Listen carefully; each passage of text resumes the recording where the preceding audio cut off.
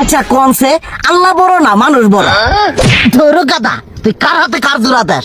কোড়ায় আল্লাহ আর কোড়ায় মানুষ। যেটা কবার কইছে ওইটা কন। আল্লাহ বড় না মানুষ বড়? আল্লাহ তো বড়। আল্লাহ বড়, তাহলে আল্লাহর কথা না হইনা মানুষের কথা শুনেন কে? তুই কি কইতাছস? কি আর আল্লাহর কথা মানে না মানুষের কথা মানে? হ্যাঁ, কি আর মানুষের কথা শুনেন তাই না? আমনে যে ওই দিনকে ডায়াবেটিসের রোগ নিয়ে যে হাসপাতালে গেলেন, ডাক্তার আপনার কত কিছু খাবার না করলো, সব কিছু না খাই এখন চলতেছেন।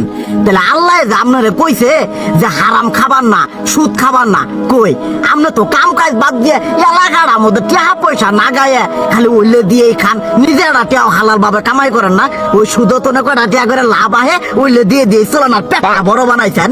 শুনেন একটা কথা কই, হারামের কোনোদিন আরাম নাই। হালাল পথে রুজি রোজগার করেন, প্রয়োজনে এড়া বেলা কম খায়েন, তাও শরীর পিণ্ডও ভালো থাকবো, কোনো রোগ বেদও হবো না, আরামও পাবেন, আল্লাহও খুশি থাকবো। তুই আমার এইভাবে বুঝাবি আগে কইলি না কে?